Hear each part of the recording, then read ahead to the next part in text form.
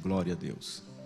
Meus amados, vamos à ministração da palavra. Eu quero convidá-los a se colocarem de pé.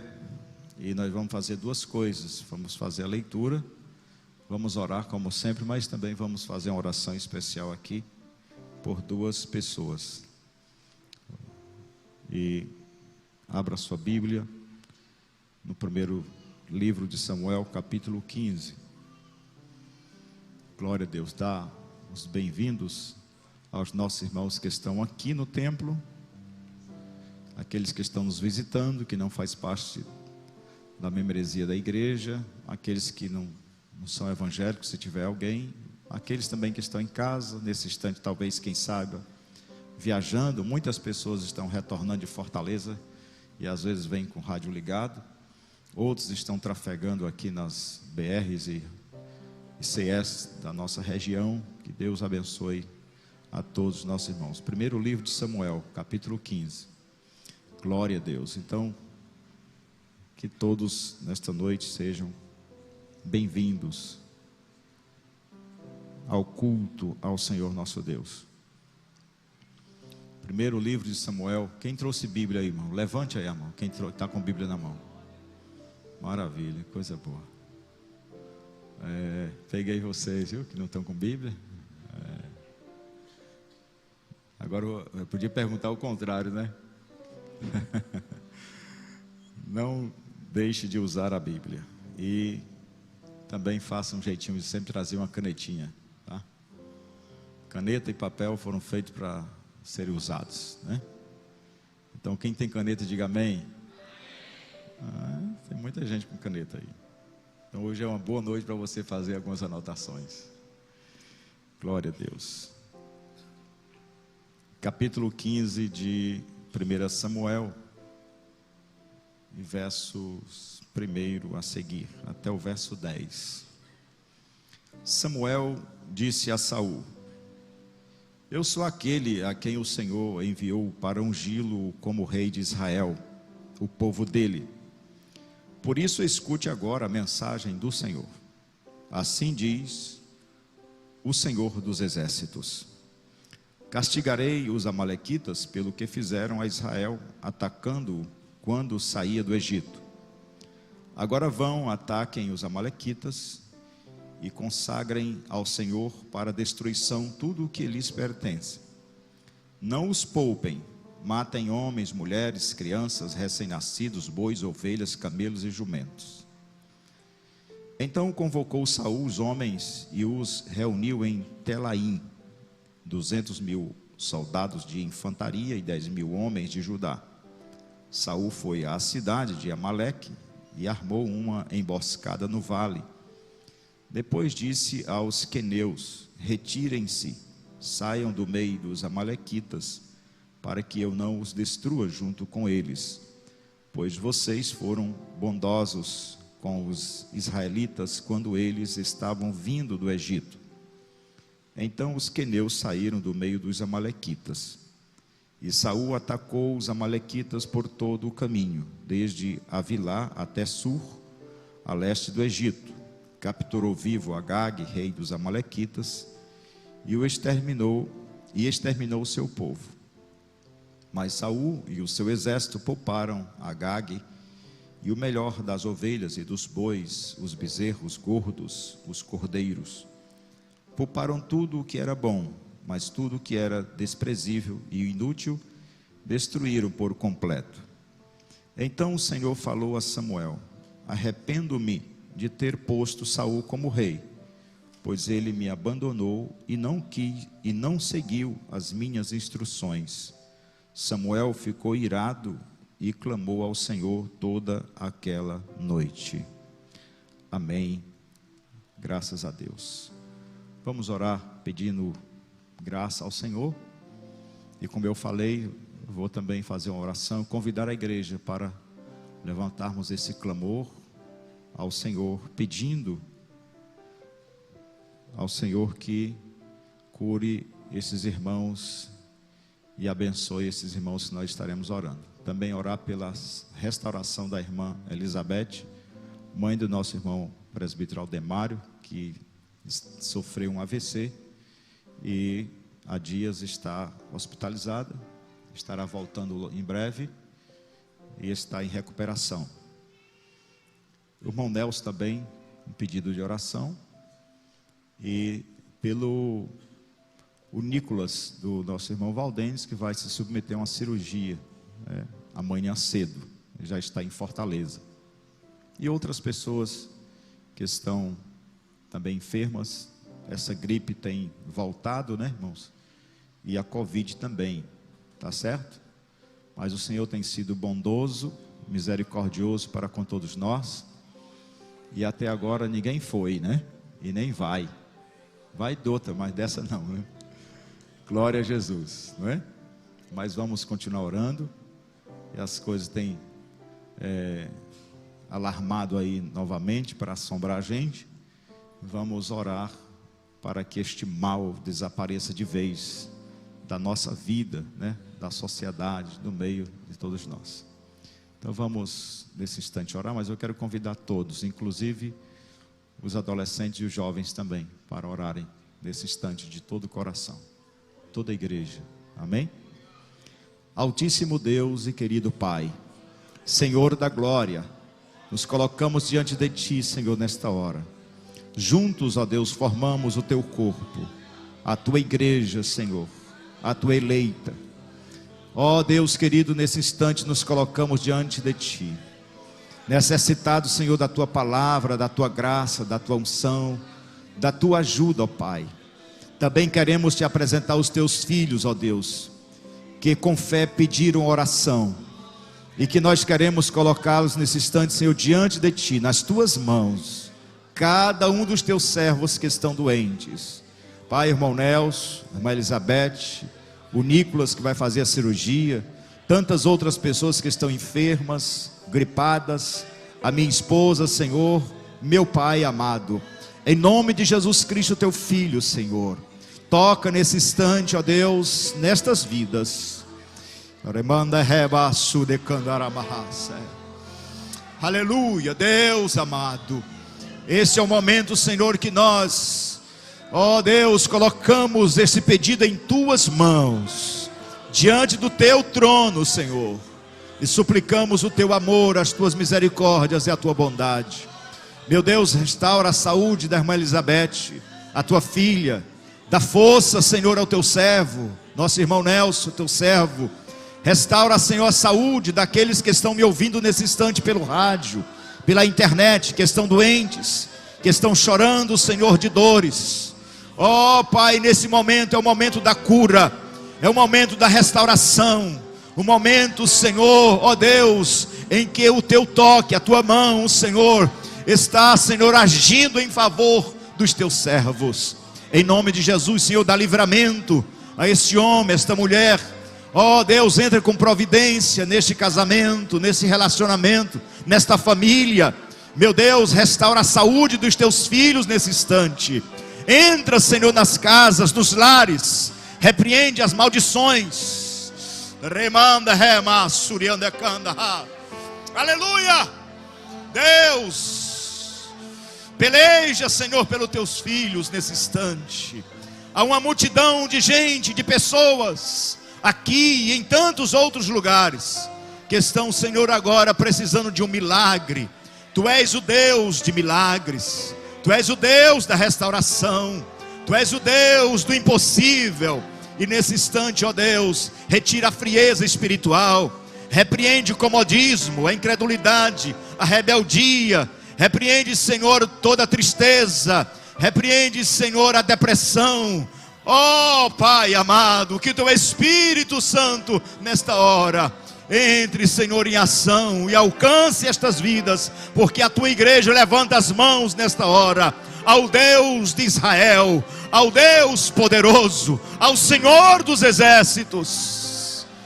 Ó Deus, em nome de Jesus, recebe o clamor desta igreja, recebe o clamor do Teu povo, Senhor, e faz os milagres, faz coisas grandes nesta hora, Senhor. Eu posso sentir, Senhor, e vejo com os olhos da fé, ó Deus, vidas sendo tocadas nesta noite, restauradas, fortalecidas, reanimadas. ó Deus, fisicamente e espiritualmente, nessa noite aqui neste ambiente, Senhor, nos quatro cantos desta casa, ó Deus. Que a Tua glória, Senhor, invada os nossos corações, através do ensino da Tua palavra, através, Senhor, do poder da Tua palavra. Que o Teu Espírito Santo, Senhor, sacuda a nossa alma nessa noite, a nossa mente, o nosso coração, possam, Senhor, ser encharcados da Tua glória. Em nome de Jesus te pedimos. A igreja diz amém. Glória a Deus. Toma seu assento. Aleluia.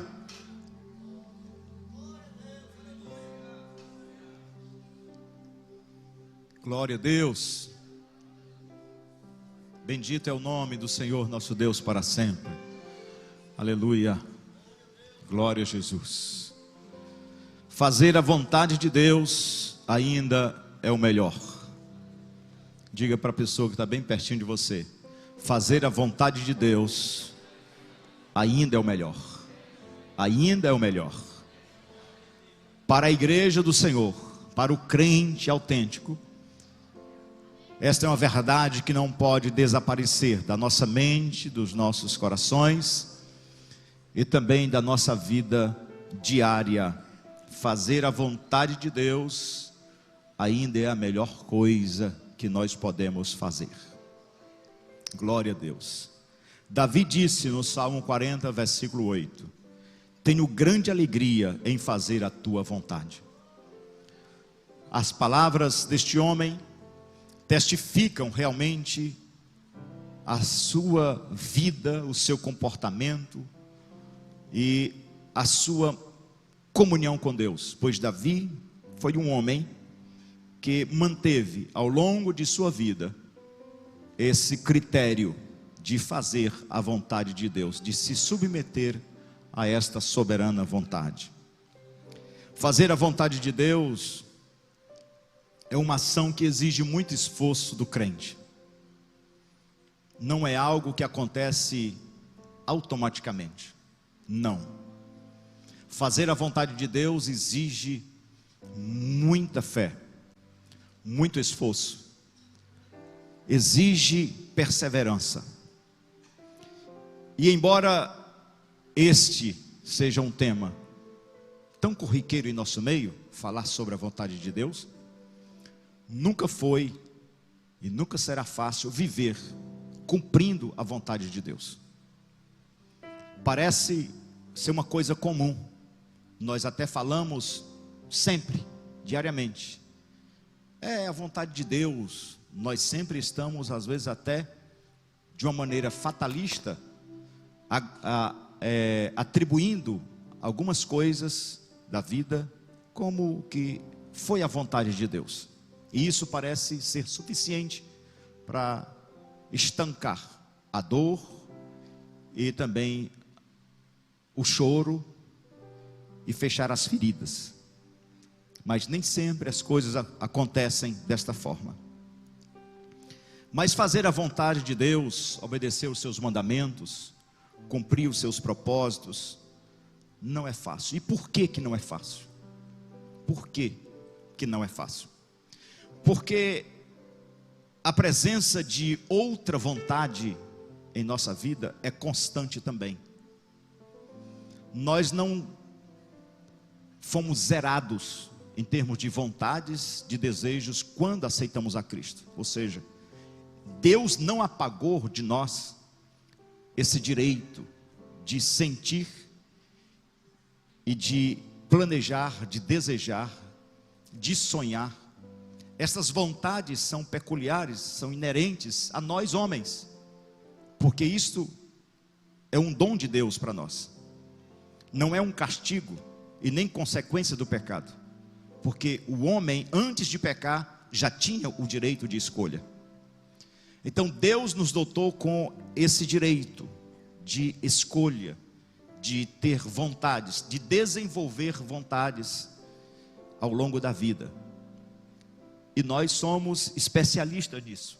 As nossas vontades, elas são mutantes e elas se replicam a cada dia.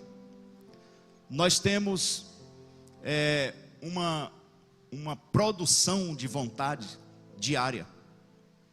E quando muitas vezes conseguimos realizar, satisfazer tal vontade, logo nasce outra, em outra área, em outro campo.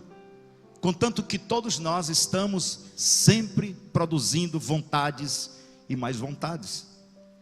E essa produção de vontades próprias, elas podem sim, podem diminuir, inibir a vontade de Deus em nossa vida. Por isso que eu disse que não é fácil viver sob a vontade de Deus. Porque como nós temos esta alta produção de vontades próprias, nós podemos ser envolvidos nessas vontades e às vezes até confundi-las com a vontade de Deus. Podemos até mesmo pensar e ser envolvidos nos nossos sentimentos, achando que aquilo provém de Deus. Por isso não é fácil, porque quando às vezes nós pensamos que estamos cumprindo a vontade de Deus, na verdade estamos cumprindo vontades nossas que são fortes e se colocam como prioridades em nossa vida. Descobrir a vontade de Deus também não se descobre apenas lendo, nem conversando. A vontade de Deus, ela vai sendo executada pelo próprio Espírito Santo em nossa vida, a partir do momento em que nós decidimos a viver em Espírito. E viver em Espírito também não é algo fácil, pois a nossa carne, ela é forte no sentido de produzir vontades, e é fraca no sentido de cair. O próprio Senhor Jesus disse que o Espírito está pronto, mas a carne é fraca. Então a fraqueza da carne é a nossa destruição, porque a fraqueza da carne se torna uma força tão grande que nos leva à queda. Por isso fazer a vontade de Deus é renunciar a si mesmo. Fazer a vontade de Deus é dizer não para o ego, para os desejos, é dizer não para a sua própria vida. Por isso Paulo diz: não vivo mais eu, mas Cristo vive em mim. Para Paulo chegar ao ponto, a esse nível de fazer essa declaração, ele está dizendo que anulou-se a si mesmo. Ele deixou para trás todas as suas vontades para abraçar a vontade de Deus. Paulo também diz que Jesus abandonou a sua própria vontade, não querendo viver ou abriu mão de tudo que era na glória para fazer a vontade de Deus na terra. E isto ficou bem claro lá no Getsêmani, quando Jesus disse: Pai, seja feita a tua vontade e não a minha. Fazer a vontade de Deus é um sacrifício, é matar a própria carne, é amarrar os seus desejos, prendê-los de maneira tão segura ao ponto de deixar o caminho livre para que a vontade de Deus seja exercida em nossa vida. A negação do ego, nos mais diversos e os seus mais diversos apelos nas mais diversas áreas da nossa vida, geralmente são carnais, materiais, seculares, exige um esforço contínuo, árduo, exige vigilância constante, e vigilância do mundo exterior e do mundo interior.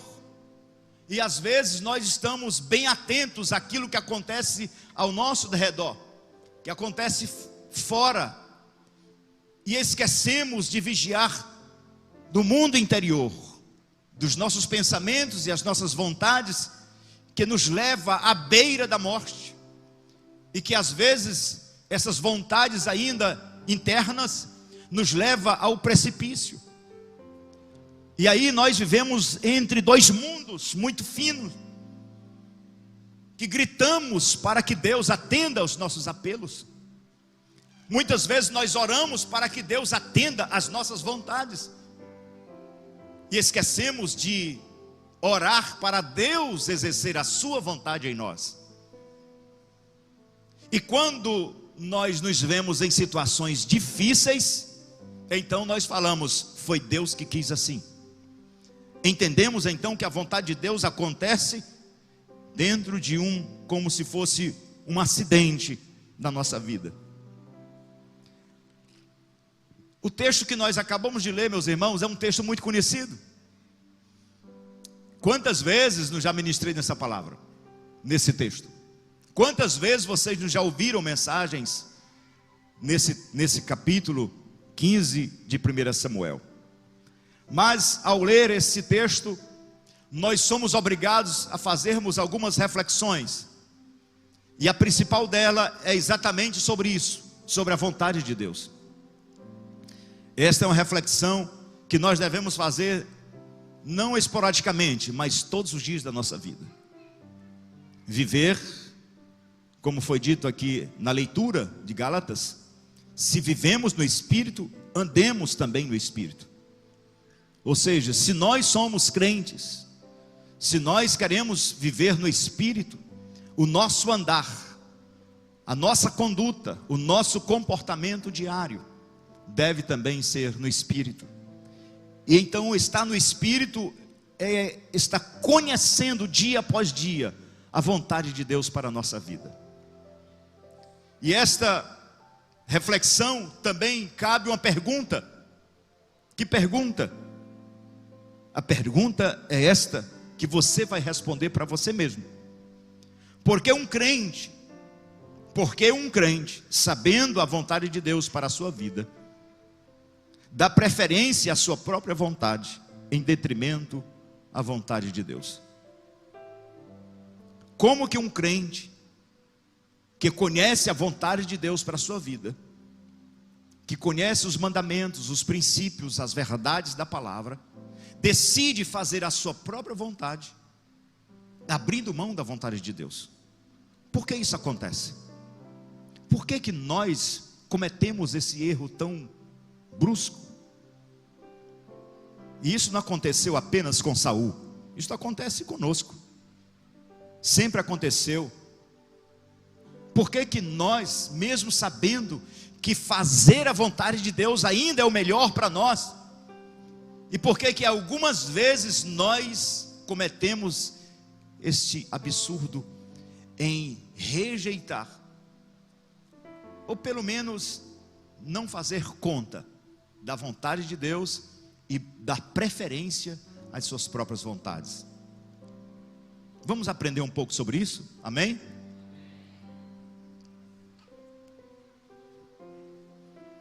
Glória a Deus.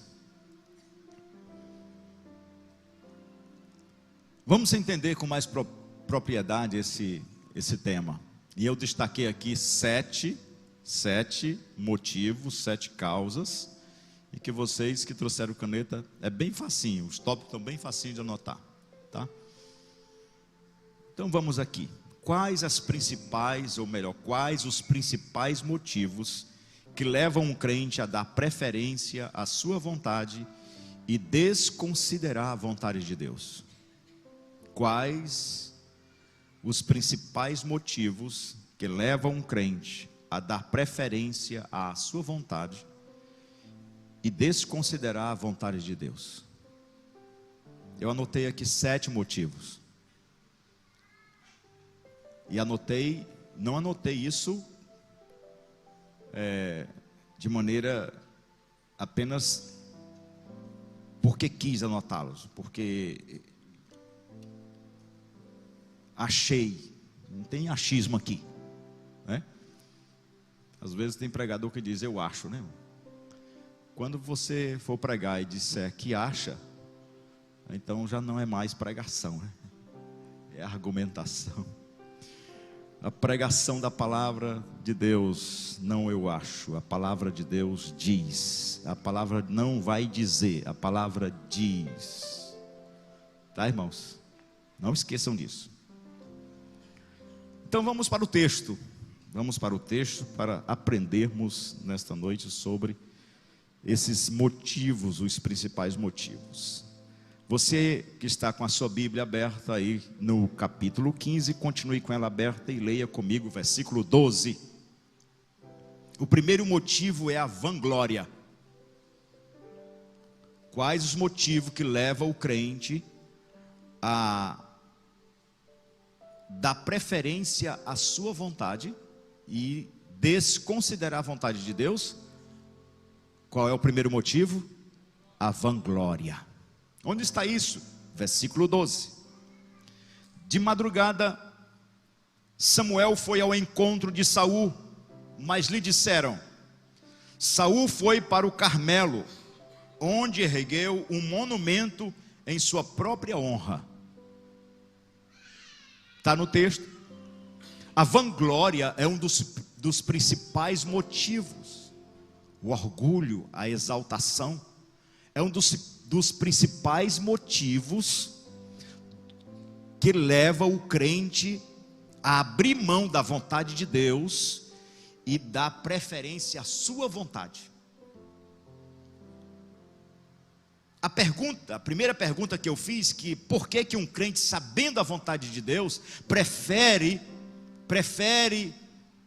seguir a sua própria vontade do que a vontade de Deus, está baseada exatamente nesses versículos primeiros do capítulo 15. Por quê? Quem é Saul? Saul, primeiro rei de Israel. Saul foi escolhido por Deus. Samuel diz para ele: eu sou aquele a quem o Senhor enviou para ungí-lo como rei de Israel, o povo dele. Por isso, escute agora a mensagem do Senhor. Saul é um ungido de Deus, foi escolhido por Deus para um propósito, para uma missão. E todos aqueles que são escolhidos com um propósito, que são escolhidos para exercer uma função, uma missão, certamente devem ter a consciência de que devem viver debaixo da vontade de quem os ungiu. Se Deus ungiu, se Deus escolheu, se Deus chamou, isso quer dizer que a vontade dele sempre será prioridade. Não é isso? Saul vai para uma missão sabendo que aquela missão foi Deus quem deu. Qual é a missão? Destruir os amalequitas. Não fique com nada, não guarde nada, destruam tudo, porque isso é consagração ao Senhor. Destruam para a consagração ao Senhor. Saul está consciente de que aquilo que ele vai fazer é uma ordenança divina. No entanto, ao exercer esta função ou esta missão, ele acaba abrindo mão daquilo que Deus ordena e põe em prática a sua própria vontade. Porque Deus é quem traz essa inquietação ao coração de Samuel. No versículo de número 10, o Senhor diz para Samuel: arrependo-me de ter posto Saul como rei. Quando Deus diz isso para Samuel, Samuel ainda não está compreendendo o que está acontecendo, mas Deus já está vendo. E Samuel fica inquieto, perturbado. É um profeta, foi ele que foi lá, a mandado de Deus, ungir o rei. Mas agora este Deus que mandou Samuel ungir a Saul é o mesmo Deus que está dizendo: olha, eu me arrependo de ter colocado Saul como rei.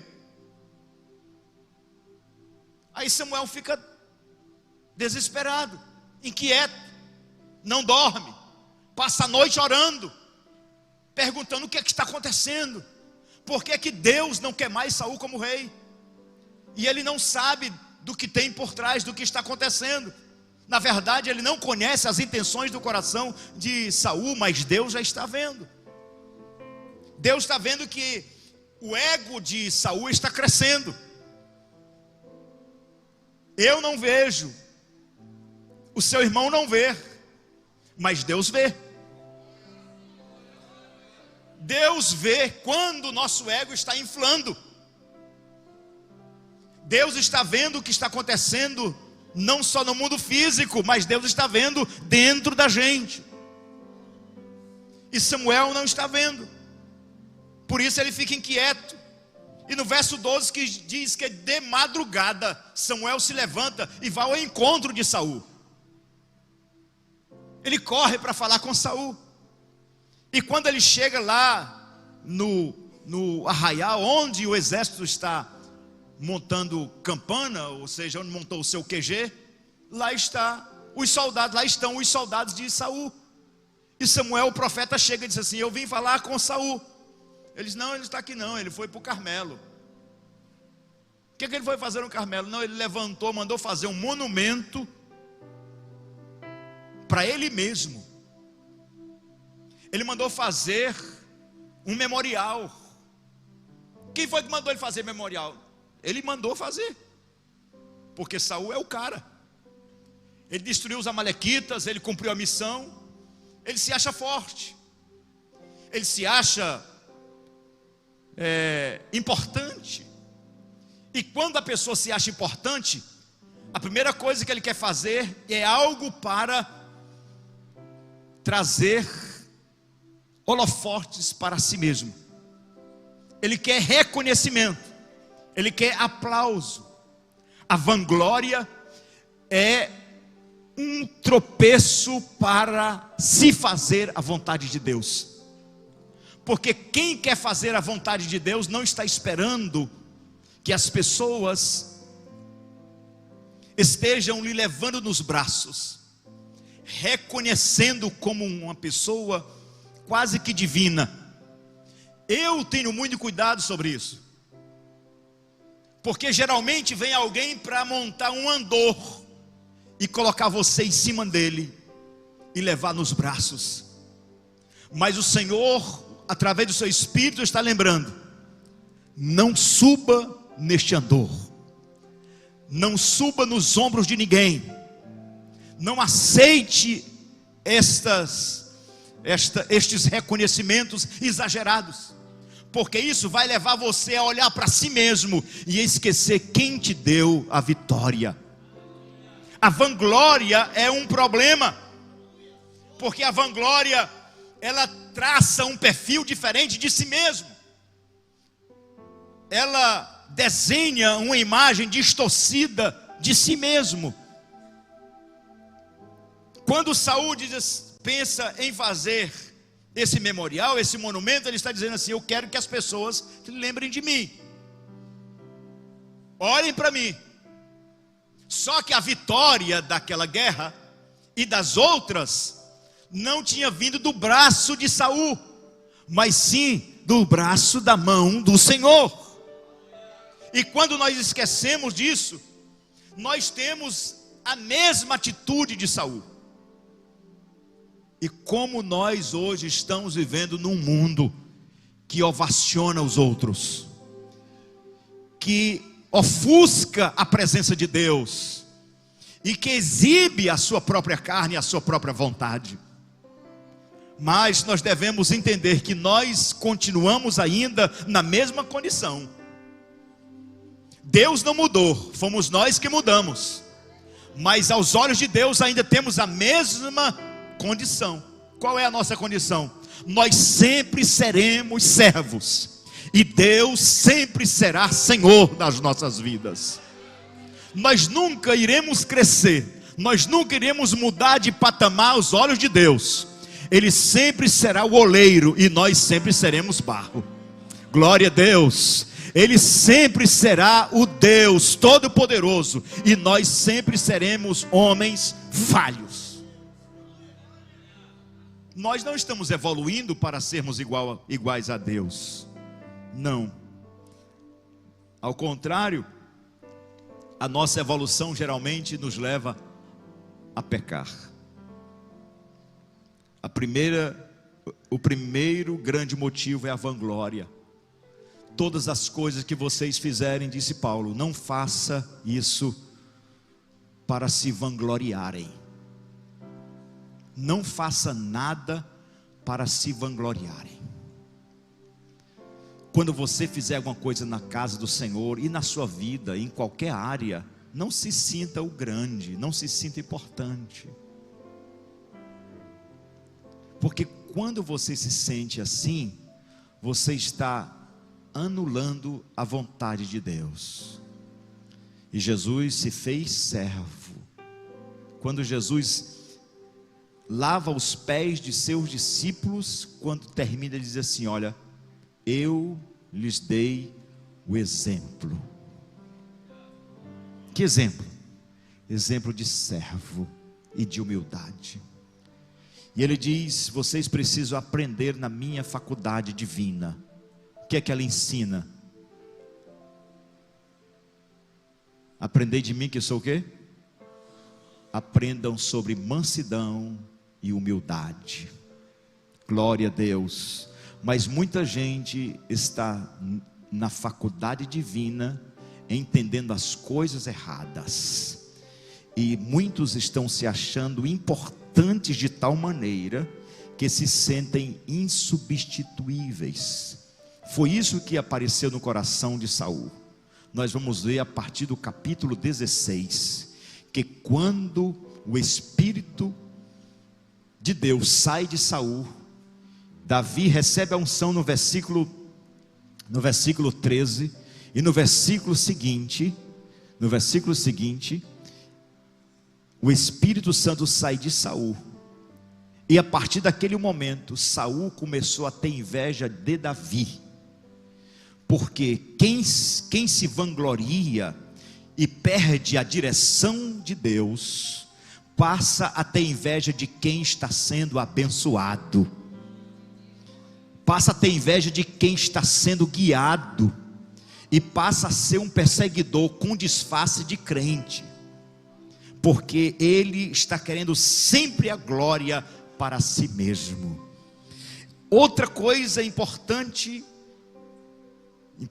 no sentido de que devemos estar sempre atentos, mas é um dos grandes motivos para abrirmos mão da vontade de Deus, é o cinismo. A primeira é a vanglória, a segunda é o quê? Cinismo. Em que sentido se aplica o cinismo? Cinismo aqui, no verso 13. Folheie a sua Bíblia, se for na outra página, e olhe no verso 13. O verso 12 diz que Samuel foi ao encontro de Saul. Chega lá, não encontra Saul. Aí quando Samuel encontrou Saul, Saul disse: Deus te abençoe, abençoado seja o Senhor. Aí ele vai logo dizendo: olha, eu cumpri com as ordens que o Senhor deu. Ele sabia que não tinha cumprido.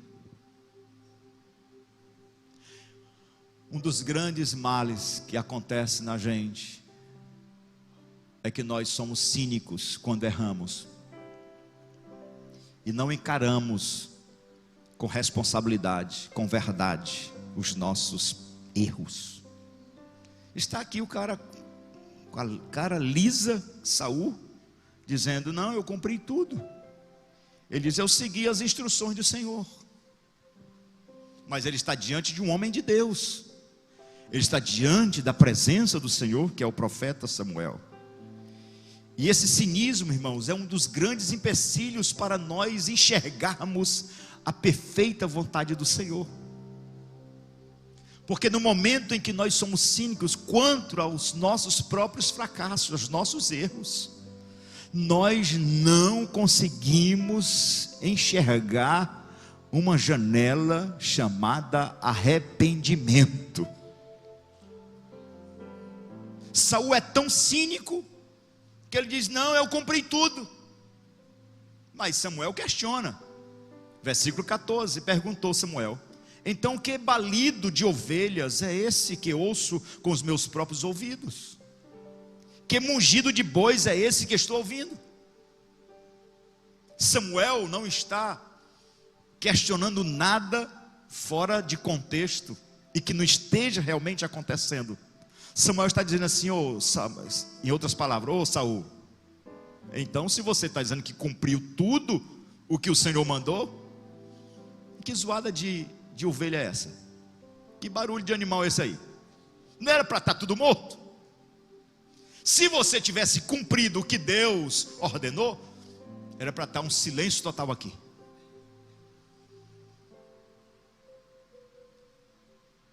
Um cínico sempre vai precisar de uma boa argumentação, de uma boa explicação para sustentar as suas mentiras, o seu cinismo.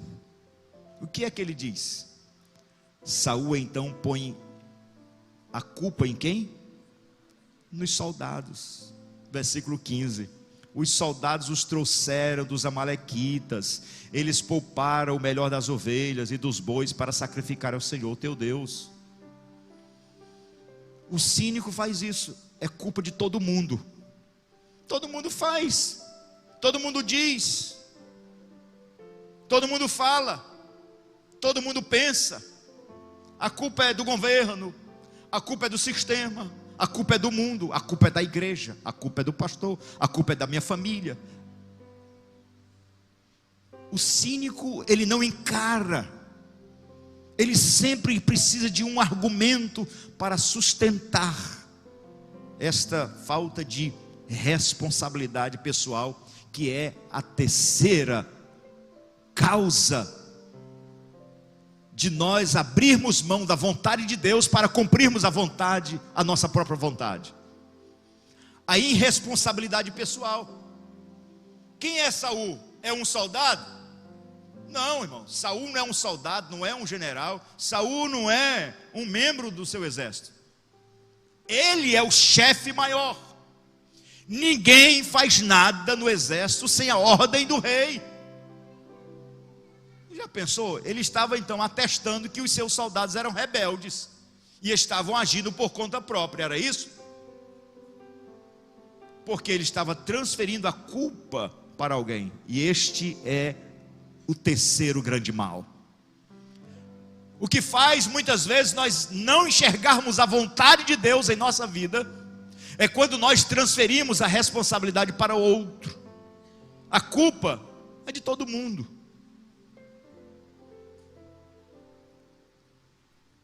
A resposta de Saul diz assim, no versículo que está aí: foi os soldados, o exército fez, eu nem percebi. Sabe coisas que vão acontecendo em nossa vida, e às vezes nós vamos colocando culpa até mesmo na sequência das coisas. Irmão, eu nem percebi, eu não estava nem entendendo. Sabe aquela desculpa, velho? Isso foi chegando na minha vida, eu nem percebi. Eu fui falando, depois eu nem sabia que eu tinha dito. Tem gente assim, irmão? Quando eu fui ver, irmão, já estava lá. Você perdeu completamente a noção da vida, a razão, o raciocínio, a responsabilidade.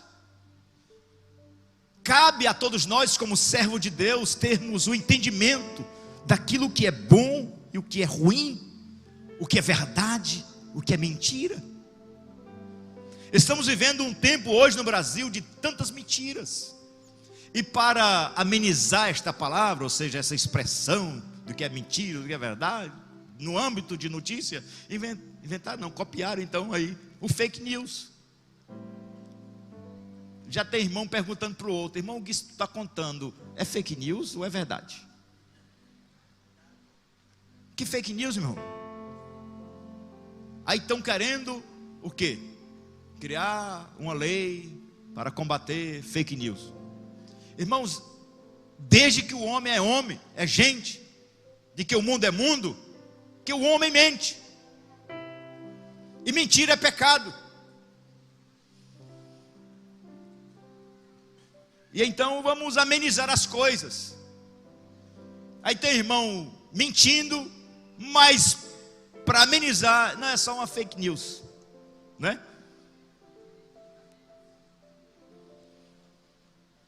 Irresponsabilidade pessoal é um dos motivos que leva o crente a não obedecer à vontade de Deus. É culpa de todo mundo, é culpa do mundo e culpa do diabo, menos dele. É culpa de Satanás, que é sujo. Já viram aquele irmão que é tão espiritual que ele vai logo dizer assim: o diabo é muito sujo, rapaz.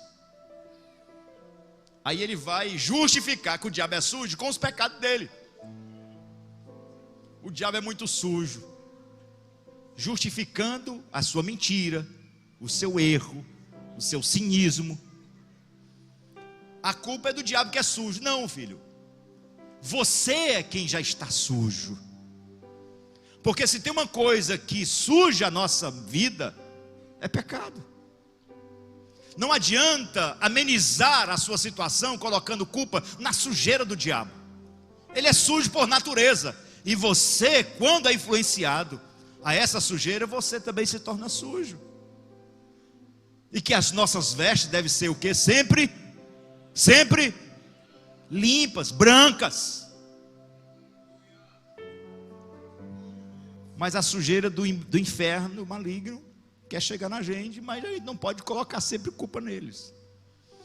Seja responsável com você mesmo.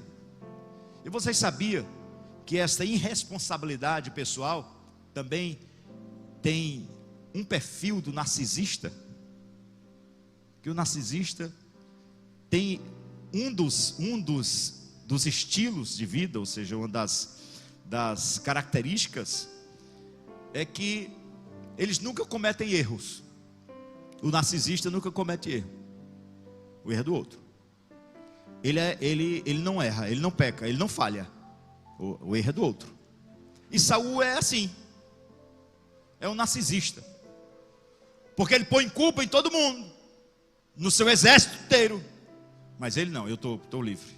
Parece até um camarada que tem aqui no Brasil, que é candidato a presidente. Todo mundo errou, mas ele ainda é tão importante quanto Jesus. Tem uma alma honesta nesse mundo.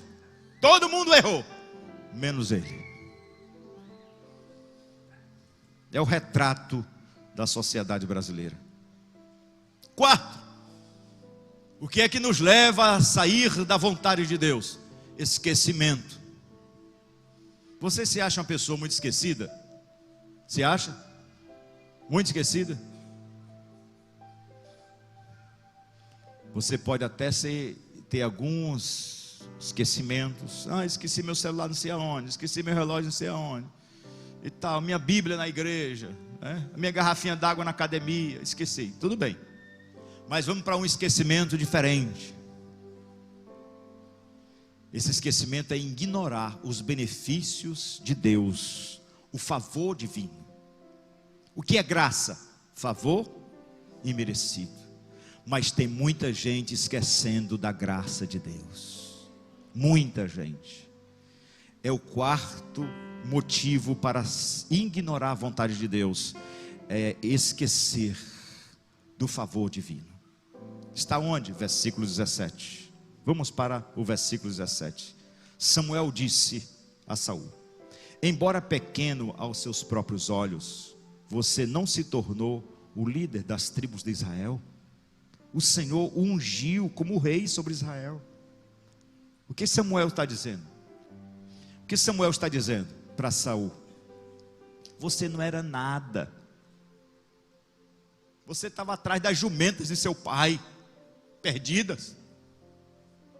A sua tribo era menor. Você não tinha importância. Deus olhou para você e te deu a honra para você ser o primeiro rei de Israel. Você esqueceu do dia que recebeu o óleo da unção? No nosso contexto, você esqueceu da graça de Deus em sua vida? Esqueceu do favor divino de tirar você do mundo, de transformar a sua vida, de trazer você das trevas para a maravilhosa luz, de perdoar os teus pecados, de escrever o teu nome no livro da vida? Você esqueceu dos favores de Deus? O que Deus fez na sua casa, na sua família? Muitos que aqui estão já deveriam estar mortos por causa da vida que levavam, mas Deus nos deu vida, restaurou a nossa casa, aleluia. Deus refez a nossa história.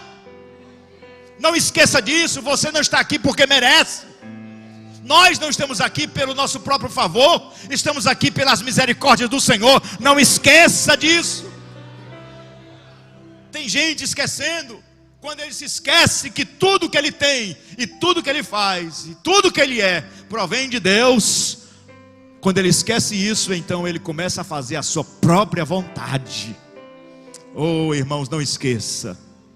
Não esqueça. Eu estava conversando essa semana com uma pessoa, estava dizendo para ele: eu não esqueço de nada, de cada promessa que Deus me fez, de cada sonho que eu tive, de cada palavra que Deus me deu através de alguém, de cada momento que eu vivi na minha vida, estão todos escritos na minha memória. Sabe por quê? Não para poder eu ficar chorando com um sentimento de melancolia, tristeza, alguma coisa, nada disso. Mas olhando para o passado e dizendo: eu cheguei até aqui porque foi o Senhor que me trouxe. Por isso eu não posso esquecer. Aleluia, glória a Deus. Glória a Deus. E quando nós esquecemos de onde saímos, o que Deus fez em nossa vida, e através da nossa vida, nós corremos risco de viver segundo a própria vontade. É o que Samuel disse para Saul: ô Saul, você não era ninguém, você só era bonito e alto, importante, mas você era o menor, você não se considerava nem grande, mas você se tornou líder, você se tornou rei. Ele está dizendo aqui, ó, isso foi Deus que fez na sua vida, amado. É o que Samuel está dizendo para Saul. Isso foi o que Deus fez em você. Olhe para você mesmo. Você é o líder do povo de Deus na terra. Você não é rei de uma nação, você é rei do povo de Israel.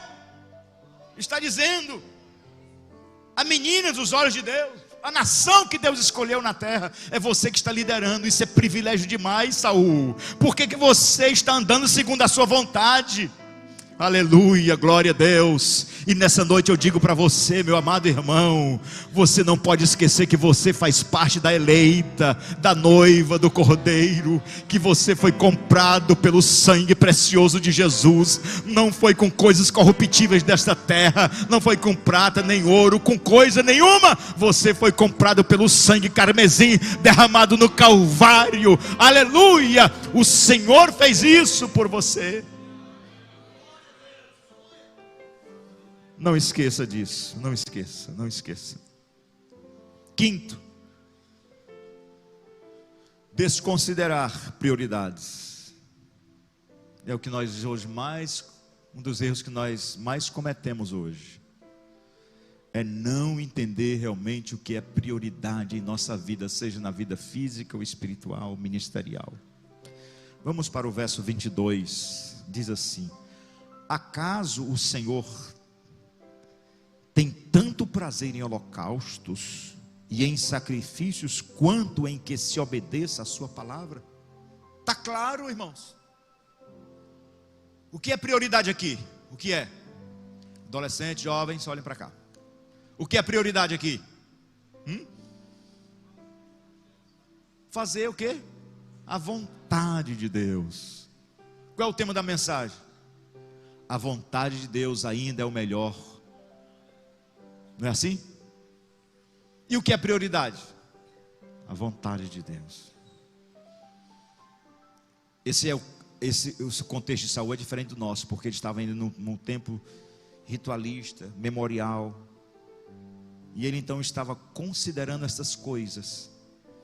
Mas nesse tempo aqui, mesmo tendo os sacrifícios, os memoriais, as festividades, mas Deus estava dizendo: olha, vocês fazem isso, mas o que é interessante mesmo, a essência disso tudo, é a obediência a mim, é o temor a mim.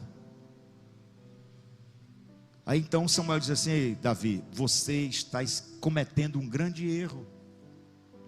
Você não está definindo o que é prioridade em sua vida. E esta é uma das causas que faz a gente sair da vontade de Deus.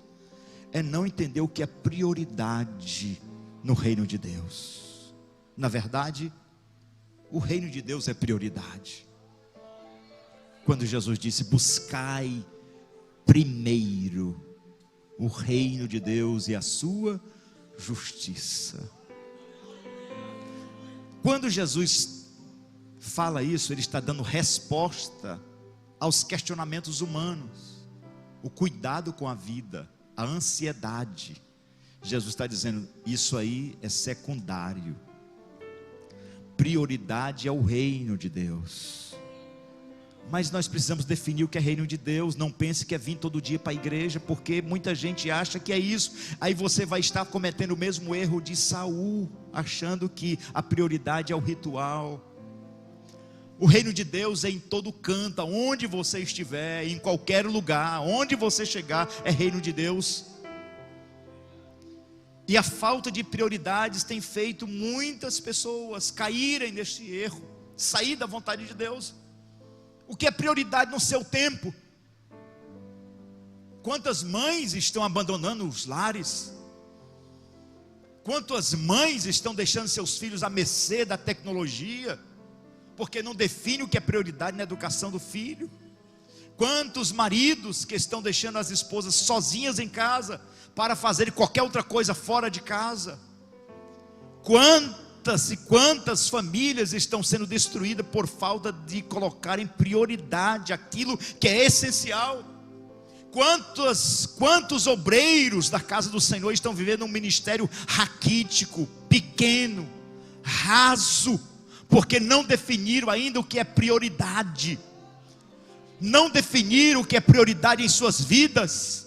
Gravata é bonito, paletó é bonito, mas isso não define a gente como obreiro que está vivendo conforme a vontade de Deus.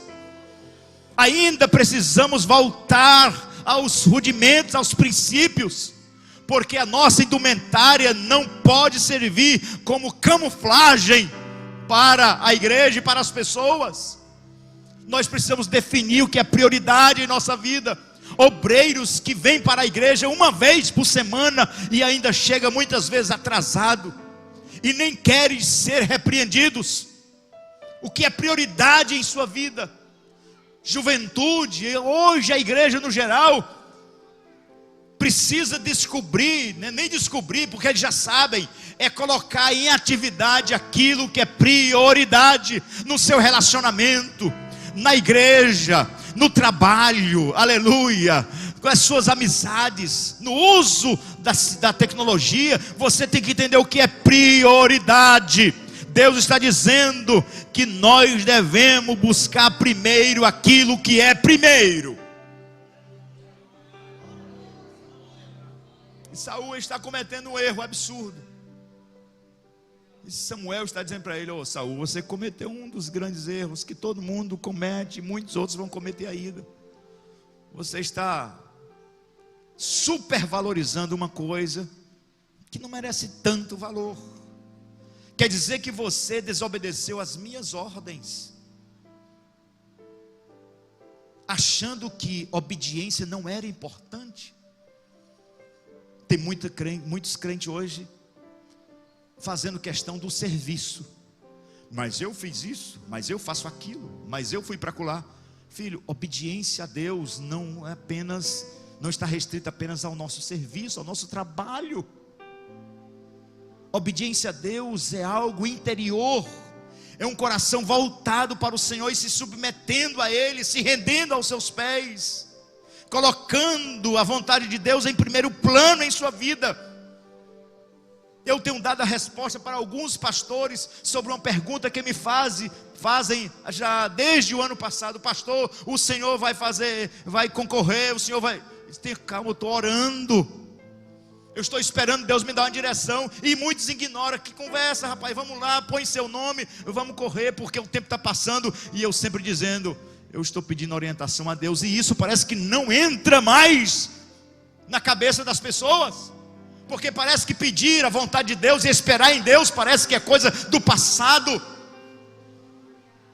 E tem pessoas tomando decisões hoje aqui, humanas, em nosso meio, que são meramente humanas, sem se preocupar se Deus está nesse negócio. Por isso nós temos hoje tantos crentes vivendo distantes dos propósitos de Deus, porque estão dando prioridade a si mesmo. O quinto motivo é desconsiderar as prioridades, como Saul considerou que era prioridade fazer sacrifício com animais que já tinham sido amaldiçoados por Deus. Sexto, é o ritualismo. que se coloca como uma cortina diante de nós. E esse ritualismo está ligado ao arrependimento. E o verso 24 diz assim: pequei, disse Saul. Olha aqui a frieza, irmão. Pequei, disse Saul. Olha aí o que ele diz: violei a ordem do Senhor e as instruções que tu me deste.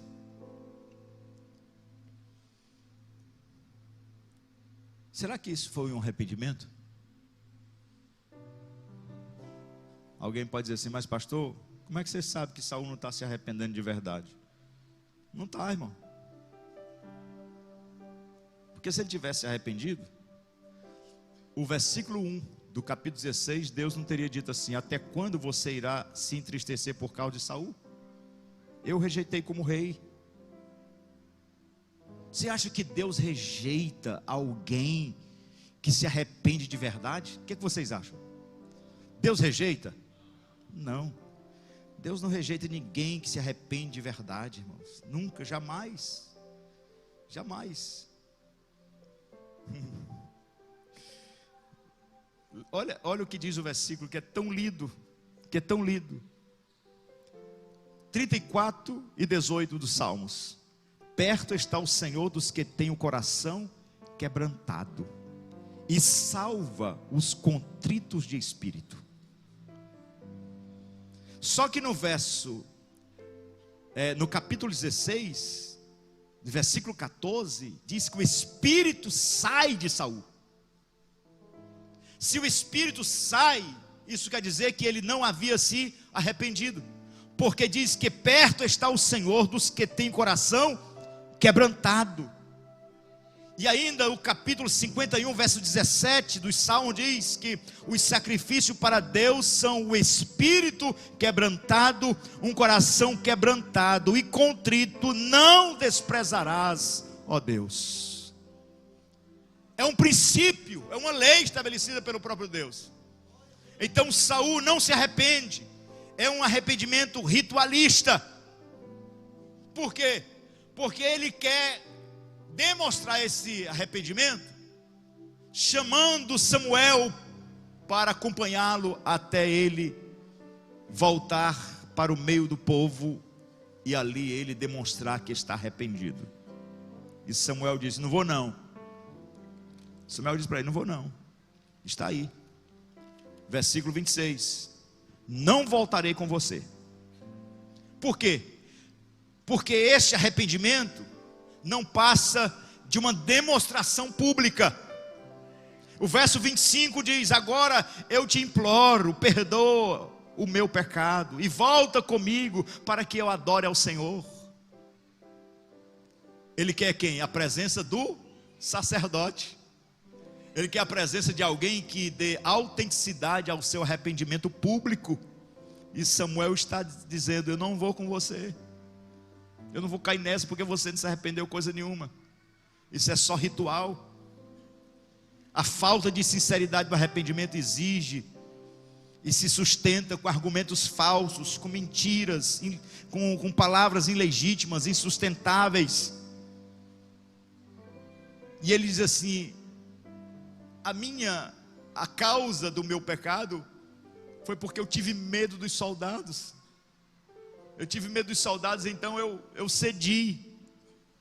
Olha o argumento que ele tem do verso 24.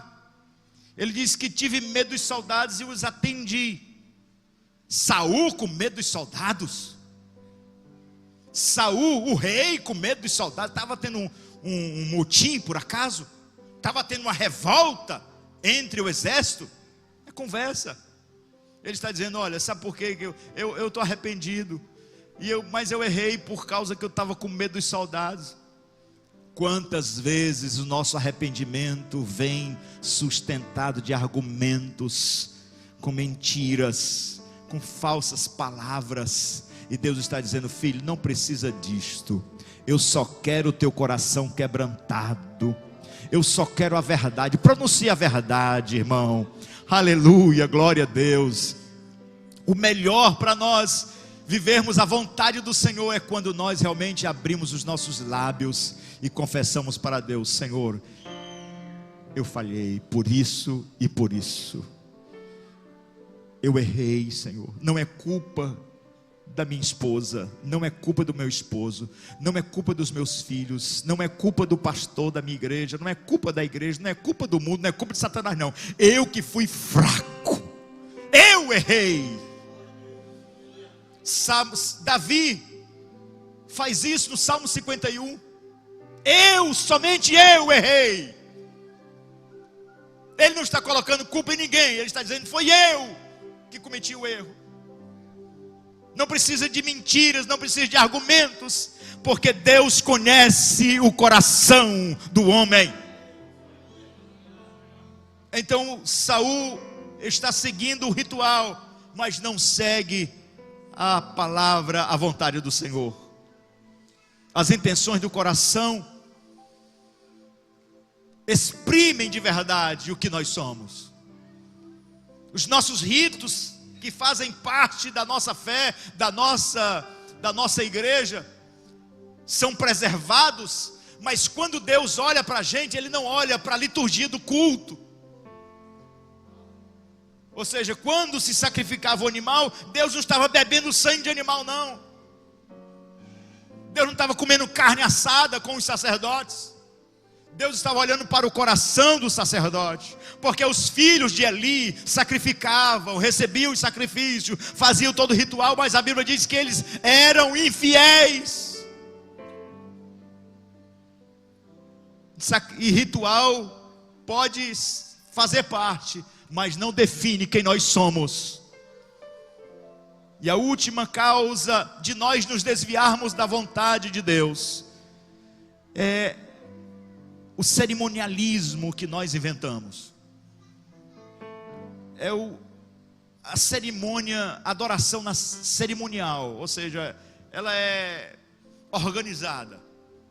Vamos lá, irmão, fique de pé agora, vamos bater palma. Isso é muito bonito, mas às vezes não define isso como uma adoração verdadeira.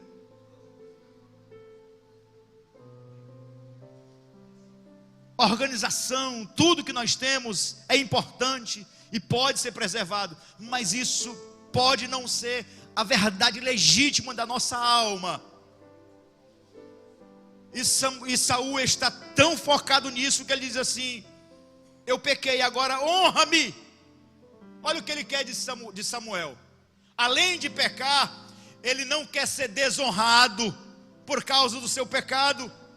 E ele diz assim: agora honra-me perante as autoridades do meu povo, perante Israel. Vá comigo, para que eles compreendam que eu realmente estou te adorando, ou adorando a Deus de verdade. Quantas vezes nós queremos mostrar para Deus a nossa adoração, que não passa de uma cerimônia, de algo organizado, muito bonito, enfeitado. E às vezes eu ignoro, porque nós nos apegamos tanto a isso, porque o culto tem que ter tanto enfeite. Às vezes eu vejo tanta coisa, é foto, é cartaz para cá, coisa para lá, tem que ficar bonito. Aqui até que a gente não tem esses exageros. Mas tem igreja por aí que quando chega num culto, por exemplo, é um culto rosa, a igreja parece assim uma boate toda enfeitada. Quando tem culto de mãe, é papel em todo lado dentro da igreja. É culto de Natal e muda a lâmpada, faz todo, parece um teatro. A nossa adoração parece que precisa de cortinas, precisa de lâmpadas, precisa de alguma coisa para demonstrar que nós estamos adorando. Filho, Deus não olha para a lâmpada, Deus não vê a qualidade do meu microfone, Deus olha a qualidade da minha adoração que está no meu coração. Saul é desse tipo de crente.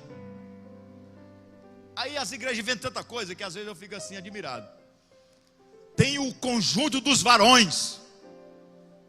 Isso é para fazer raiva o diabo, é?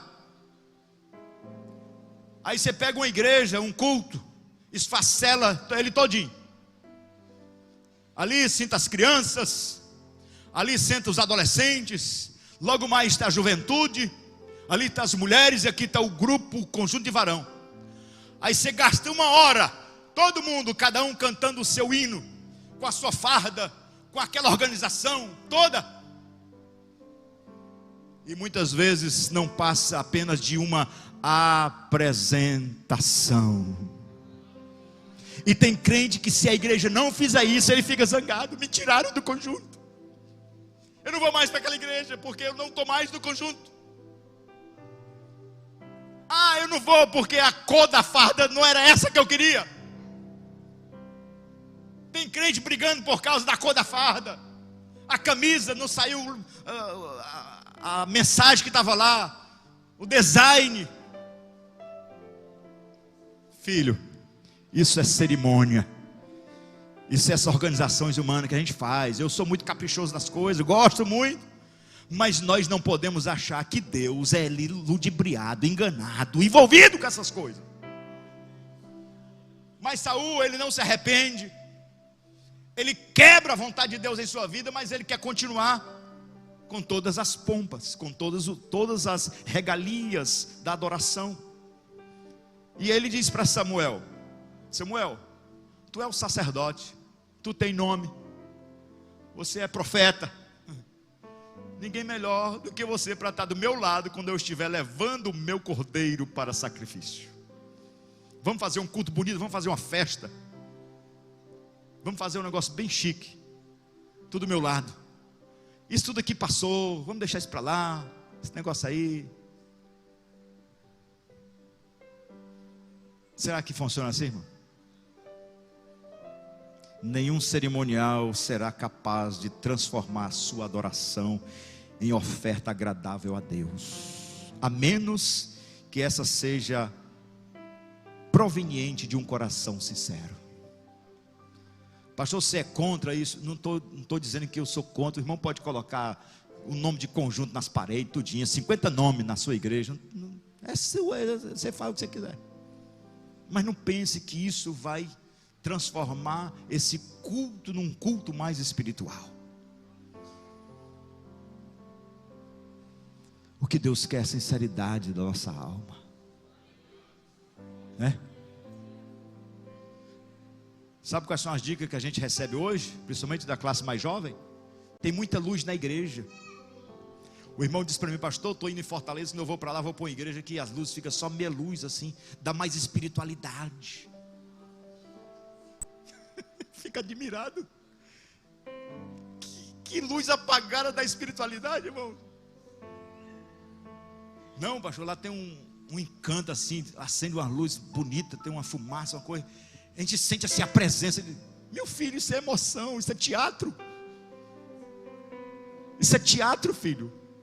O céu é limpo, é dia. O evangelho é transparência. Deixa de estar arrumando, enfeitando o palhaço aí, pensando que igreja é um local de apresentação. O Senhor Jesus chega lá no templo, e quando está tudo enfeitado, tudo bonito, os sacerdotes recebendo oferta, comprando sacrifício, está tudo funcionando direitinho. Lá fora está cheio de comerciante, cada um ganhando o seu dinheiro, ninguém se mete aí. Jesus, espera aí, está tudo errado. É só cerimônia que está tendo aqui, é só ritual. Olha, vocês vão-se embora, porque a minha casa será chamada casa de oração. Oh, aleluia, fique de pé em nome de Jesus. Glória a Deus. O profeta Isaías reclamou bem alto para o seu povo: Deus, aleluia, que este povo me honra com os lábios, mas o coração está distante de mim. Glória a Deus, aleluia. Jesus disse para aquela mulher samaritana: Deus é espírito, e é necessário que os seus adoradores o adorem em espírito e em verdade. A essência de verdade na adoração leva o crente a estar unido com a vontade dele. Aleluia, glória a Deus. O que é que pode nos levar a se distanciar da vontade de Deus? Pode entrar cantando aí. O que é que leva, irmãos? Tantas coisas. Pastor, o senhor falou de 7, só são esses? Não, tem muitas coisas. Você pode talvez estar inchado por dentro, se vangloriando de alguma coisa. Você pode até estar vivendo um cinismo, porque não se perdoa e nem recebeu perdão. Você pode até estar vivendo uma irresponsabilidade pessoal. Você pode até ter esquecido os benefícios do Senhor. Ou talvez você não saiba o que é prioridade no reino de Deus.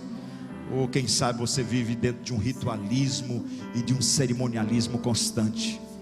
Mas eu quero dizer que nada substitui a prioridade de obedecer à vontade do Senhor Jesus. Glória a Deus. Quem nessa noite quer voltar à vontade de Deus? Talvez você tenha se afastado dessa vontade.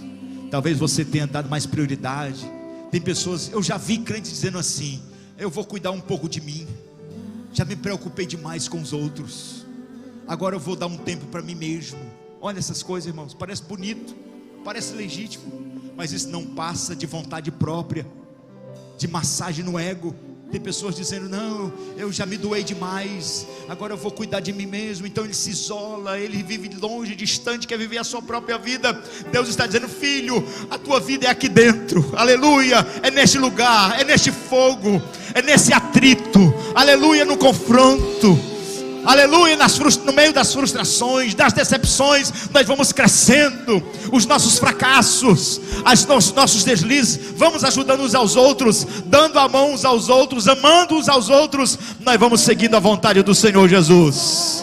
Aleluia, adore ao Senhor nessa noite. Minua bem alto, aleluia. Que eu me constranja com a sua glória e todo seu amor. Aleluia. Infinita humildade. Glória a Deus. Servo de todos os irmãos, que ele cresça, que eu diminua, que ele apareça. Cante, adore ao Senhor. Deixa essa adoração fluir da tua alma. Com a sua glória, oh glória, e todo seu amor. Oh aleluia, é noite de renovação, é noite de aliança, é noite de restauração, é noite de conversão, é noite de reconciliação. Oh aleluia, glória a Deus. Oh aleluia, cante, canta a igreja.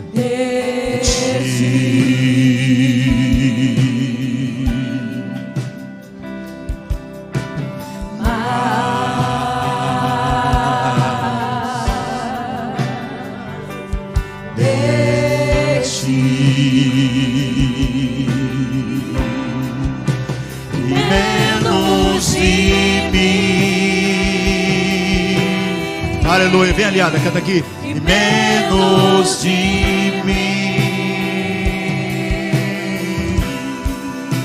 e menos de mim, e menos de mim. Então adore, que ele cresça, que eu diminua, ele apareça, que eu me constranja com a sua glória e todo seu amor.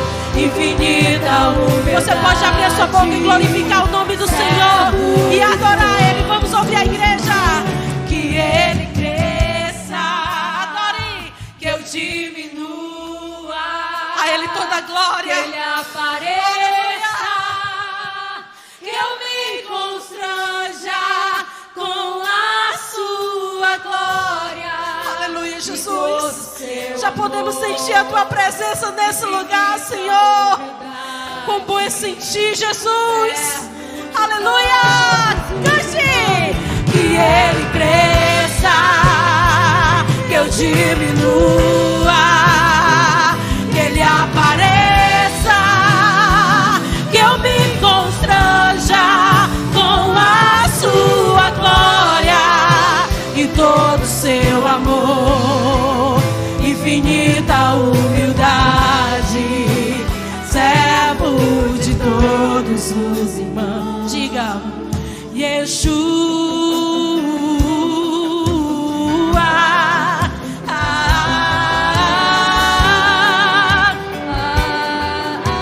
Aleluia, renda a Ele a sua adoração. Diga, Yeshua.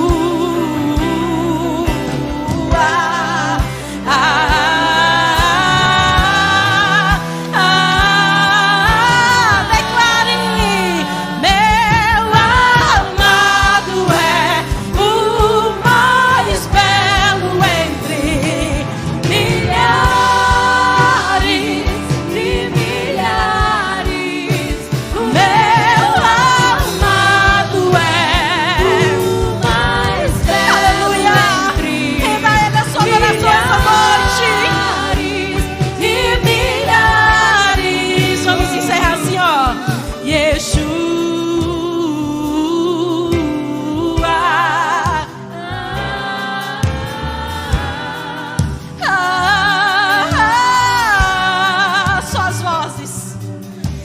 Yeshua.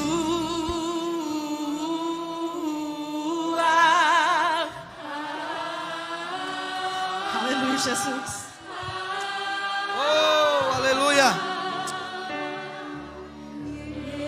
Glória a Jesus. Adore ao Senhor. Que a prioridade nesta noite seja a presença do Senhor na tua vida, a manifestação da glória de Deus dentro de nós. Quantas vezes nós cantamos menos de mim, Senhor, mas nós não deixamos que a vontade dele seja cumprida nas nossas vidas. Senhor, tu sabes, meu Pai, tu conheces os nossos corações. Oh Jesus, quando eu vinha hoje para a igreja, eu vinha conversando com minha esposa, e nós falávamos exatamente de prioridade. Senhor, como tu conheces as nossas vidas, quando tu sondas, Senhor, a nossa alma, o nosso entendimento. Deus querido, nós precisamos nesses últimos dias nos esvaziar mais de nós, do nosso ego, do nosso homem natural, Senhor, e começarmos a viver mais a tua vontade, mais de ti. Quantas vezes nós oramos, Senhor, a oração que o teu filho nos ensinou: faz a tua vontade, faz a tua vontade. Mas muitas vezes os nossos corações estão fechados para que a tua vontade se cumpra na nossa vida. Senhor querido, muitas vezes o nosso eu, o nosso ego se sobrepõe à tua vontade, Senhor querido, mas que nesta noite, meu Pai, seja anulado, meu Deus querido, todas as vontades, meu Senhor, que não, Senhor querido, condiz com a tua palavra, com a tua verdade. Deus querido, que nós não estejamos enganados no nosso ego, Senhor querido, e dizendo fizemos a tua vontade, mas na verdade o Senhor rejeita a adoração, rejeita o culto, rejeita, Senhor amado. Mas nesta noite, Senhor, aonde tem o coração quebrantado, arrependido, Senhor, que a tua graça chegue a este coração, que a tua paz chegue a esta vida, em nome de Jesus. Senhor querido, estende as tuas mãos, Senhor amado, e que nós possamos viver o teu reino e a tua vontade, e o teu nome seja glorificado na vida da tua igreja, em nome de Jesus. Quantos nesta noite receberam esta palavra, quantos nesta noite receberam estas verdades, aleluia, e querem adorar o Senhor, por isso levante a sua mão, glorifique o nome do Senhor, aplaudindo ao Rei dos Reis, ao Senhor dos Senhores, aleluia. Muito obrigado, Jesus, pela tua vontade nas nossas vidas. Adora a igreja. Aleluia. Parabéns à irmã Dinúcia. Deus te abençoe. E todo seu amor.